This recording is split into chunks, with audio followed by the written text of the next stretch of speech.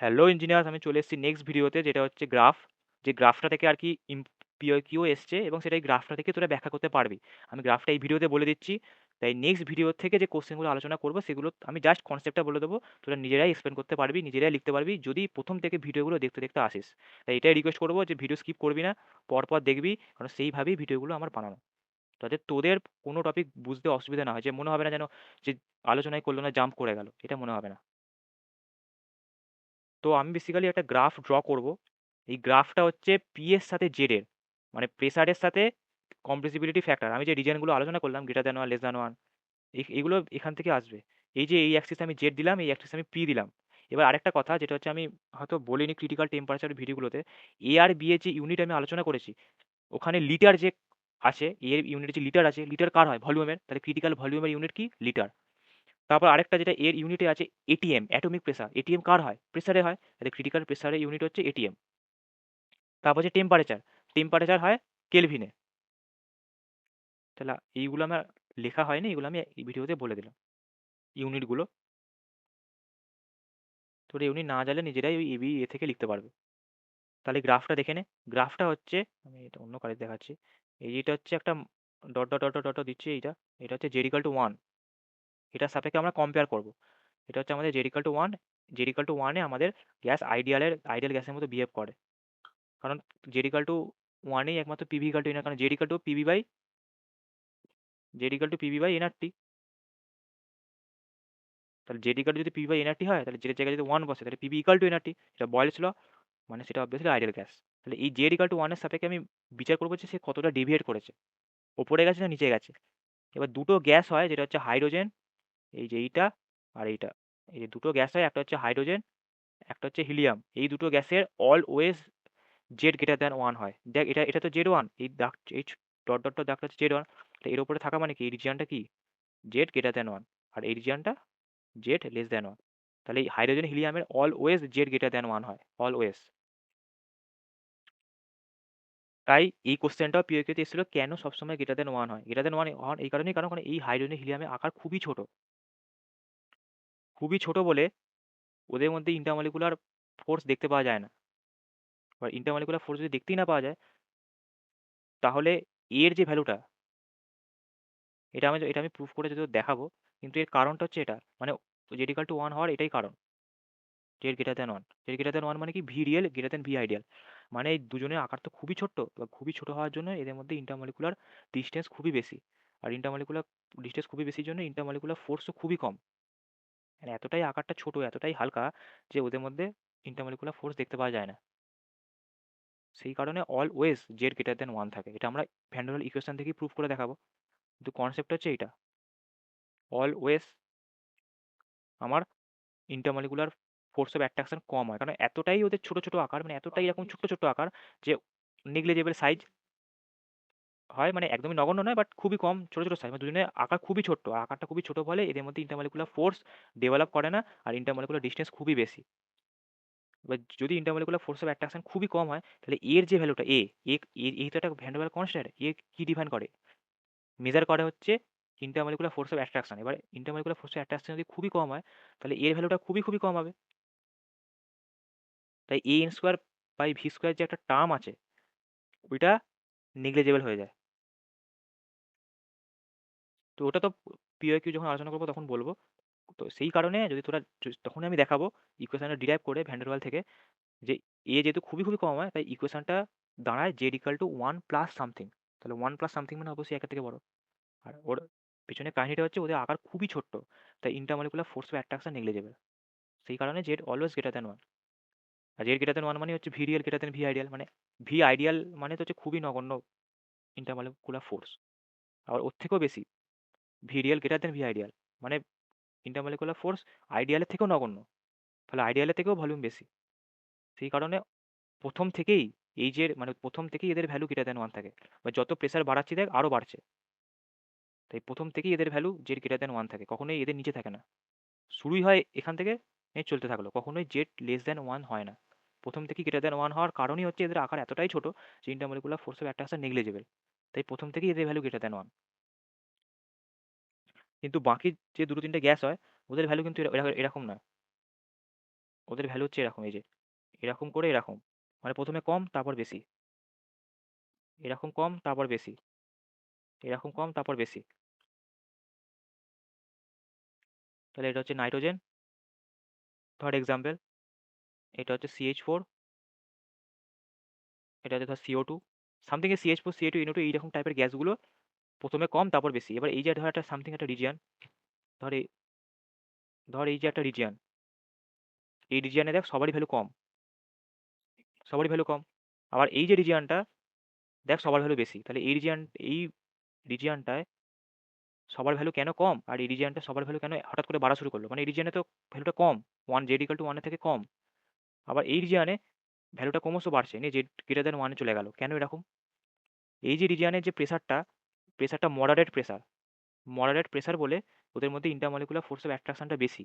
তো intermolecular force of অ্যাট্রাকশনটা বেশি মানে কি, লিকুইফাই করা সোজা। লিকুইফাই কোন কন্ডিশনে সহজ হয় আমরা জানি, Z<1 V real V ideal হয় বলে, মানে ভি আইডিয়ালের থেকে ভলিউমটা কম হয়। ভি আইডিয়াল তো মহাশূন্য ধর, আর ভি রিয়েলটা হচ্ছে একটা বাড়ি, তাহলে খুবই গায়ে গায়ে থাকে। এবার খুবই গায়ে গায়ে থাকা মানেই হচ্ছে ইন্টারমলিকুলার ফোর্স অফ অ্যাট্রাকশনটা বেশি, মানে সহজেই লিকুইফাই করা যায়।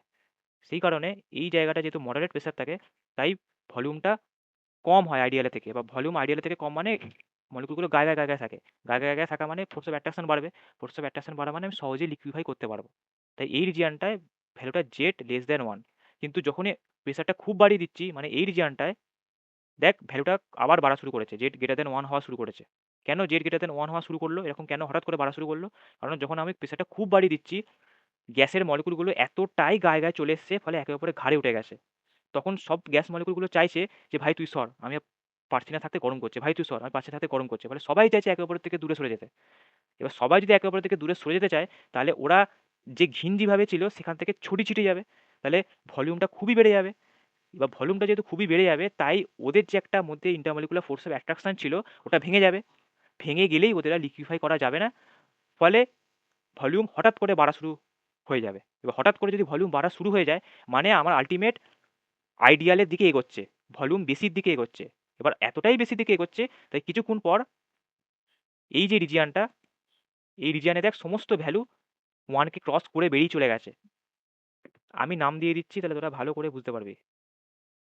এইটা হচ্ছে 1 নম্বর রিজিয়ান, এটা হচ্ছে 2 নম্বর রিজিয়ান, এটা হচ্ছে 3 নম্বর রিজিয়ান। 1 নম্বর রিজিয়ানে ভ্যালুটা কম, 1-এর থেকে কম। কেন কম? কারণ মডারেট প্রেসার, মলিকুলগুলো মোটামুটি কাছাকাছি, আমি লিখে দিচ্ছি। 1 নম্বর রিজিয়ান, মলিকুলগুলো এরকম মোটামুটি গায়ে গায়ে আছে। তাহলে মোটামুটি গায়ে গায়ে থাকা মানে কি, ফোর্স অফ অ্যাট্রাকশন বেশি। ফোর্স অফ অ্যাট্রাকশন বেশি মানে ভলিউম কম। ভলিউম কম মানে ভি আইডিয়ালের থেকে অবশ্যই কম, কারণ ভি আইডিয়াল তো মহাশূন্য, ভি আইডিয়ালের থেকে কম। সেই কারণে লিকুইফাই করা সহজে যাবে। তাহলে এইটা আমরা জানতে পারলাম। সেই কারণেই রিজিয়ানটা Z<1 পড়ছে। এই যে ঘটনাগুলো ঘটছে 1 নম্বর রিজিয়ানে ঘটছে। এবার 1 নম্বর রিজিয়ানটা কোন রিজিয়ান? Z=1 বা Z<1। তাহলে 1 নম্বর রিজিয়ানটা যেহেতু Z 1, তাই Z 1 এ এইগুলিই হয়। আর এই কারণেই প্রথমে নেগেটিভ দিকে, মানে প্রথমে এই CH4 CO2 প্রতিটা গ্যাসই প্রথমে Z<1। কেন? কারণ মোটামুটি প্রেসার দেখতে পাচ্ছি, মডারেট প্রেসার, যেহেতু মডারেট প্রেসার সেই কারণে মোটামুটি কাছাকাছি আছে, সেই কারণে ফোর্স অফ অ্যাট্রাকশন বেশি, সেই কারণে ভলিউম বেশি, সেই কারণে ভি আইডিয়ালের থেকে বেশি, সেই কারণে সহজে লিকুইফাই করা যাচ্ছে। এটা হচ্ছে 1 নম্বর রিজনে গল্প মিটে গেল। তাই Z<1, তাই এখান থেকে আমরা এটা প্রুভ করলাম। আবার Z<1 তো এই ঘটনাগুলি ঘটা উচিত, সেই ঘটনাগুলি ঘটছে, পি মডারেটের দরুন সেই ঘটনাগুলি ঘটছে। তাই আমরা প্রুভ করলাম যে এইটা Z<1 থাকার কথা। তাই এই গ্রাফেতে আমরা Z<1 দেখতে পাচ্ছি কমছে, 1 নম্বর রিজিয়ানে কমছে। 2 নম্বর রিজিয়ান, 2 নম্বর রিজিয়ানে কি হচ্ছে? 2 নম্বর রিজিয়ানে প্রেসারটা বাড়ছে, টেন্স টু হাই। যেহেতু টেন্স টু হাই, সেই কারণে আস্তে আস্তে গায়ে গায়ে আসা শুরু করেছে, আগের থেকে গায়ে গায়ে আসা শুরু করেছে, এরকম হওয়া শুরু করেছে। এরকম হওয়া যখন শুরু করেছে, তাহলে কি হচ্ছে, ফোর্স অফ অ্যাট্রাকশনটা একটু করে কমছে, মানে পুরো কিন্তু কমেনি, জাস্ট একটুখানি কমছে, ছোট ছোট তীর দিচ্ছি, একটুখানি কমা শুরু করেছে। কেন কমা শুরু করেছে? কারণ রিপালসিভ ফোর্স বাড়ছে। ফোর্স অফ অ্যাট্রাকশনটা অল্প অল্প করে কমা শুরু করেছে কেন?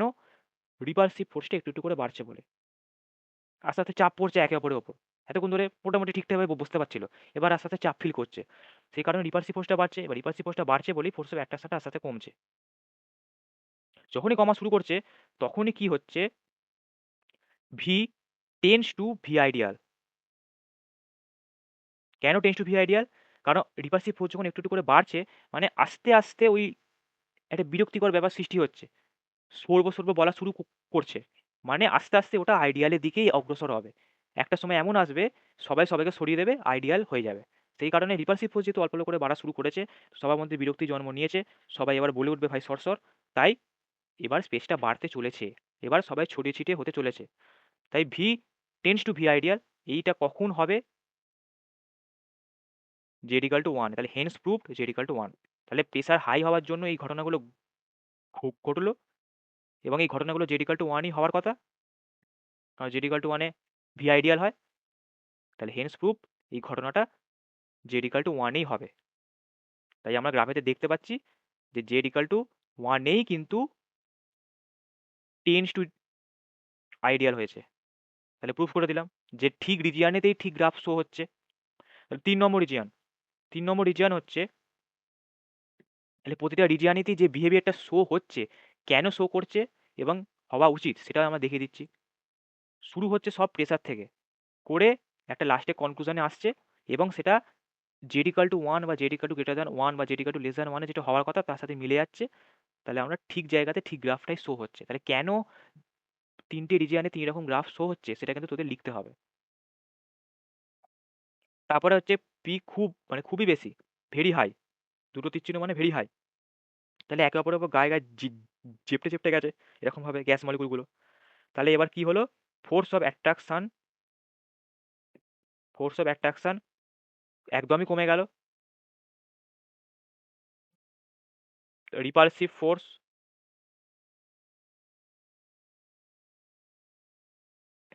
বেড়ে গেল, খুবই বেড়ে গেল। তাহলে এবার কি হচ্ছে, ভিটা ভি আইডিয়ালের থেকেও বেড়ে গেল। মানে ভি আইডিয়াল তো খুবই বড় জায়গা, ওর থেকেও বড় জায়গা হয়ে গেল, এতটাই ওরা ছড়িয়ে ছিটিয়ে গেল। মানে এখন এই রকম জায়গায় চলে গেছে। আর ভি আইডিয়াল হচ্ছে এটা, সরি, এইটা হচ্ছে ভি আইডিয়াল, আর এটা হচ্ছে ভি রিয়েল। ভি রিয়েল, এটা হচ্ছে ভি আইডিয়াল। এখন সিচুয়েশনটা এরকম দাঁড়িয়েছে। এইখানে কি সিচুয়েশন ছিল? দুটোই সমান সমান, আর আই। আর এই রিজিয়ানে কি ছিল? আর আই, আর আই। তাহলে বোঝা গেল।